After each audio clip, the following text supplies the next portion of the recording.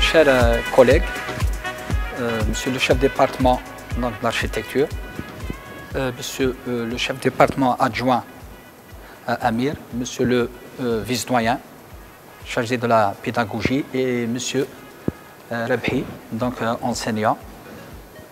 Aujourd'hui, ça m'a fait énormément plaisir. C'est les étudiants de L2 qui m'ont invité pour qu'ils fassent leur présentation et leur exposé sur un atelier d'architecture pour présenter leurs travaux sous forme d'atelier. Voilà, individuellement, bien sûr. Mes chers étudiants, je les encourage à prendre en charge leurs travaux. Et voilà, et en espérant que l'année prochaine, en L3, ils peuvent créer leur propre start-up. Voilà, et je vous remercie tous et je vous souhaite tous bon courage et félicitations pour vos travaux. Bismillah ar-Rahman ar-Rahim. En qualité de chef département architecture Université de Béjaïa, je tiens premièrement à remercier monsieur le doyen et monsieur le vice-doyen d'avoir répondu présent pour cet événement qui consiste à mettre en lumière un travail de l'étudiante Bousmar Mounira, un travail qui sort de l'ordinaire et un travail qu'on va essayer de le mettre en lumière pour l'ensemble des étudiants du département d'architecture avant que ce soit une coutume dans notre département. Et pour expliquer un petit peu, c'est l'occasion pour mettre en lumière aussi la vision du département d'architecture qui consiste à encourager et à accompagner les étudiants du département dans leur soit matière principale qui est l'atelier et ainsi que l'ensemble des matières du département. Je remercie aussi et je félicite l'enseignant qui a veillé à ce que ce travail voit le jour et soit cette qualité d'affinement et de qualité qui est vraiment extraordinaire. Voilà, et je dis à l'étudiante bon courage pour la suite, ainsi que l'ensemble des étudiants du département et du groupe. Merci. Bonjour tout le monde. Aujourd'hui, on va assister à une présentation d'un travail réalisé à l'atelier qui consiste à une maquette d'architecture. On est honoré par la présence des responsables de notre faculté, monsieur le doyen, le vice-doyen, et du chef département et l'adjoint, avec bien évidemment les étudiants du groupe d'architecture. Cette année, c'est une découverte, mademoiselle Bousmar Mounira, par son dévouement, sa bonne volonté, son attachement, sa persévérance à l'architecture.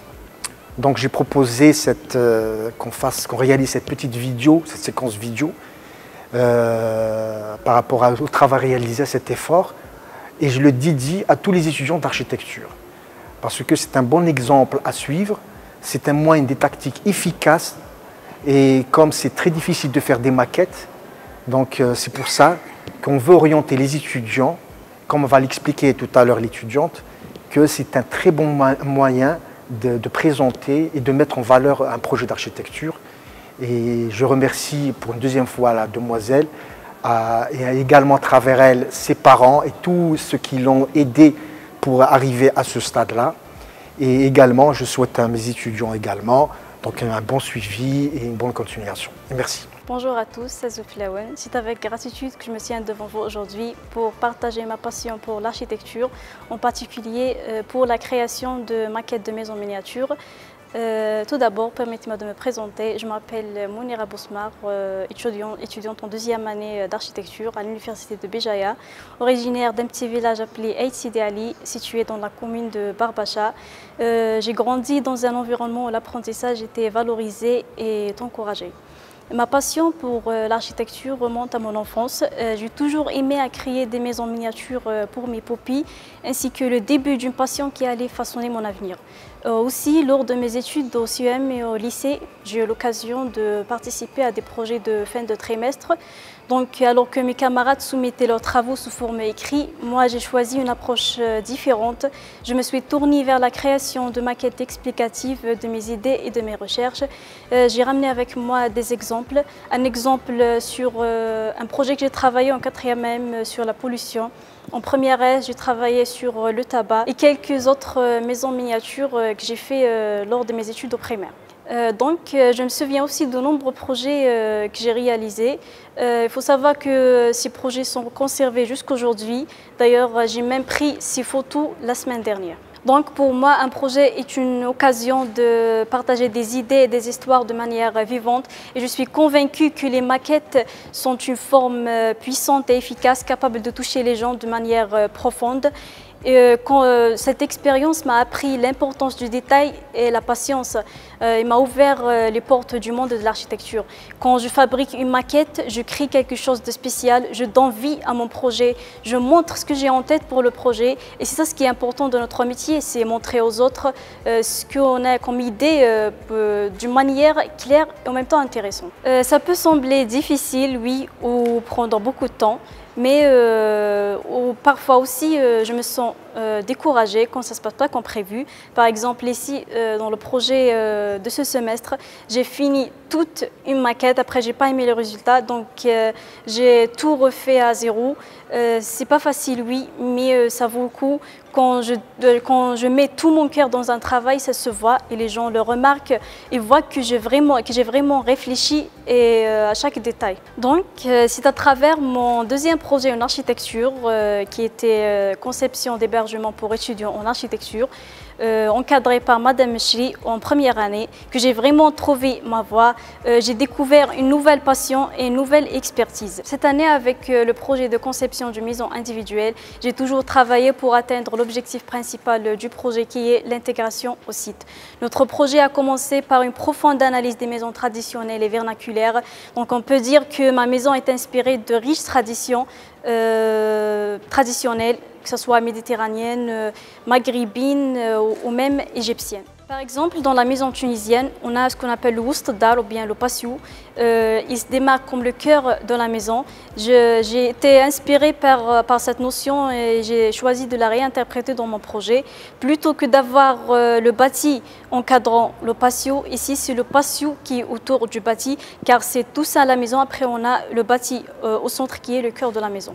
Toujours dans l'architecture traditionnelle tunisienne, un autre principe essentiel que j'ai utilisé est celui de la driba, un passage traditionnel menant à l'entrée de la maison. Vous serez accueillis par le doux murmure de la fontaine et marquant la frontière des espaces.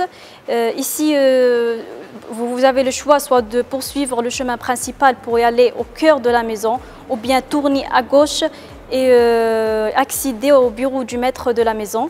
Ici, j'ai séparé le bureau du maître du reste du bâti pour préserver l'intimité. Ça signifie l'importance de l'espace personnel dans ma conception. Le bureau, en haut, il y a la maisonnette pour les invités. L'ensemble de la maquette est divisé en 3 parties.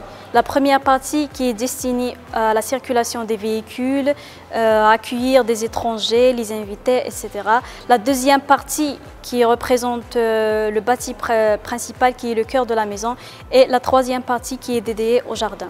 De plus, j'ai également prévu une autre porte d'accès à la maison, plus privée, plus intime, qui mène directement au jardin. Passons au bâti principal. L'entrée de ma maison est inspirée de la srifa des maisons traditionnelles où on ne rentre pas dans la maison directement dès qu'on ouvre la porte.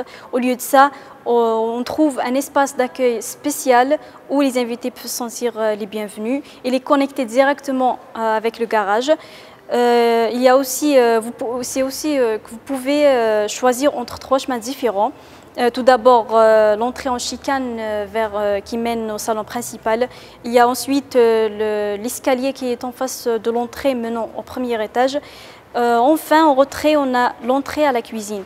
J'ai choisi de placer la porte de la cuisine près de l'entrée, facile à accès, en même temps discrète, préservant ainsi l'intimité de la pièce.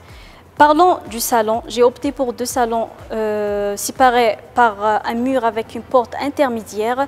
Chacun a sa fonction. Le premier est destiné aux invités, tandis que l'autre peut être utilisé comme un espace familial, comme un espace de divertissement, si on veut séparer entre hommes et femmes.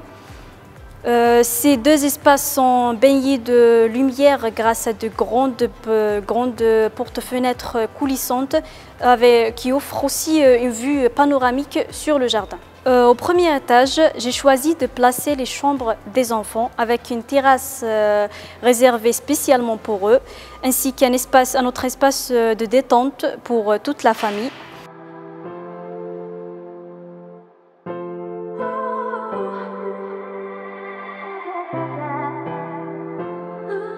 La suite parentale qui se trouve à la fin du couloir, je l'ai inspirée des chambres tunisiennes où on trouve un espace multifonctionnel comprenant un petit salon, un dressing, une salle de bain et un espace pour dormir bien sûr.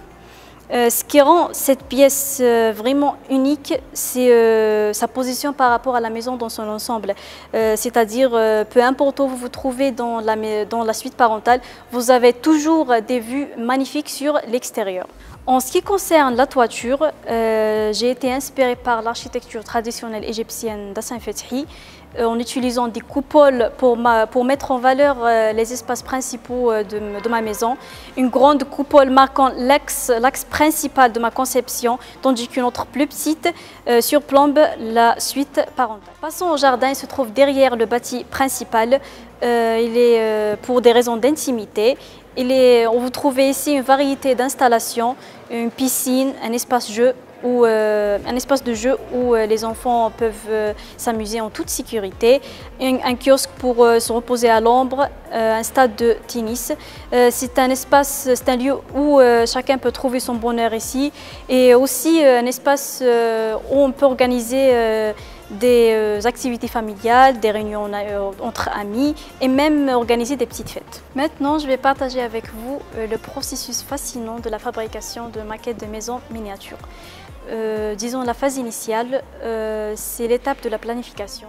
En notant tous les détails importants et aussi je rassemble les matériaux dont j'aurai besoin. Cela comprend du papier maquette, des ciseaux, de la peinture et parfois même des objets trouvés à la maison qui peuvent être recyclés pour ma maquette. Après, je passe à la phase de la conception. C'est là que je commence à dessiner, à découper les plans, les façades, les murs d'intérieur. Après, je fais les revêtements. J'ai essayé des exemples sur les impressions revêtements de sol, des murs d'intérieur aussi. Après, quand j'ai tous les morceaux nécessaires, je passe à l'assemblage de la maquette et c'est à ce moment-là que la maquette commence à prendre forme. Une fois que la structure de base est en place, je passe à l'aménagement intérieur de la maison. C'est là que chaque pièce prend vie. Je fabrique des meubles miniatures, des accessoires, des décorations pour chaque pièce. Parfois, je m'inspire des maisons que j'ai déjà vues dans la vie réelle, dans des films, dans des livres ou même sur applications sur téléphone. J'ai ici un exemple sur des inspirations, des applications sur téléphone. Et aussi, parfois, je laisse libre mon imagination et créer quelque chose de complètement nouveau. C'est à ce moment-là que ma petite sœur Faiza entre en jeu. Elle est une lycéenne. Elle m'aide à découper et à assembler les détails intérieurs de la maison. Elle coupe, elle plie, elle colle avec moi. Son aide précieuse rend le processus encore plus agréable. Une fois que les détails sont mis en place, je peux ajouter des touches finales.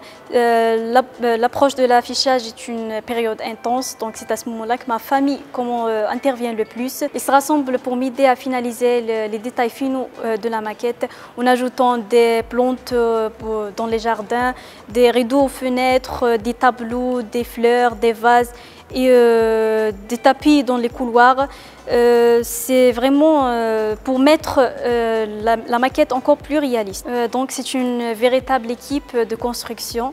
Ils sont toujours prêts à donner un coup de main, que ce soit en nettoyant mon espace de travail, en offrant des conseils pratiques ou tout simplement étant là pour me soutenir. Je tiens aussi à remercier mes amies précieuses pour leur soutien inconditionnel.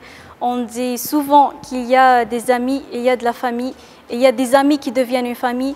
Et moi, je peux dire que mes amis sont certainement devenus une famille pour moi. Pour conclure, je suis profondément reconnaissante envers mon département, en particulier envers mon professeur d'atelier, M. Rabhi, qui est l'encadreur de ce travail, de m'avoir donné l'opportunité de partager avec vous mon histoire et ma passion pour l'architecture. Je suis impatiente de continuer à explorer les possibilités infinies de la création de maquettes et poursuivre mon voyage vers l'excellence dans le domaine de l'architecture, Inch'Allah.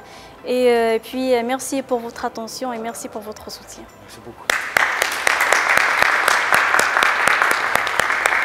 Bonne continuation. Merci.